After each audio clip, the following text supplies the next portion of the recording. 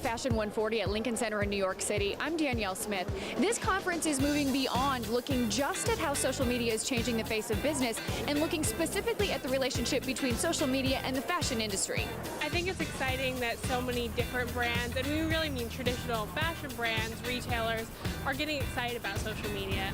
Fashion wasn't one of the pioneers in the space compared to other consumer brands. The fact that fashion is realizing that there's an opportunity here to engage users, to engage consumers, that's very exciting. I think that they are finally opening their doors, their eyes, and their finances to the space because they're realizing the power of the people, and they're realizing that in today's world, businesses organize around people.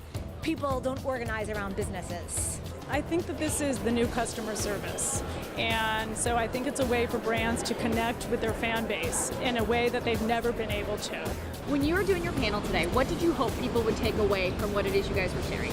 Being able to talk to editors who have been working in the traditional space and are now the editors and chiefs of the online space, I really wanted people to understand from them how the landscape has changed and how it's evolved and how they're dealing with content creation and also publishing content. So I hope that everyone walked away with an understanding that real-time communications is for everyone. Whether you're a traditional journalist, whether you're an online editor, whether you're a blogger or a consumer, we can all kind of play in the sandbox together and create content that's compelling. What they're talking about, what they're doing, just opens your mind so much more, makes you think so far outside of the box, and the reach that you can get, it makes a huge difference now. You have a very unique perspective in terms of how social media affects business and how it affects fashion. So tell me where you think things are going.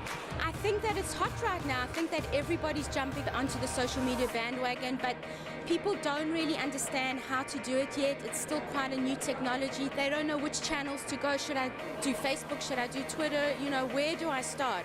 So I think that people are still learning, but once it catches on, it's going to be hot.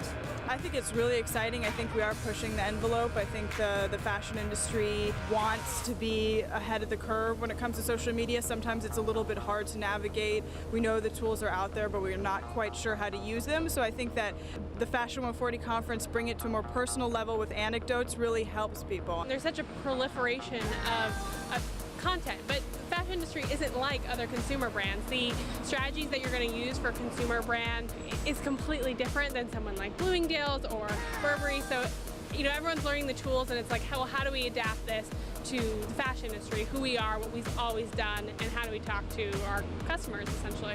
Fashion is one of those industries that has been affected in a very positive but scary kind of way by the advent of the real-time web.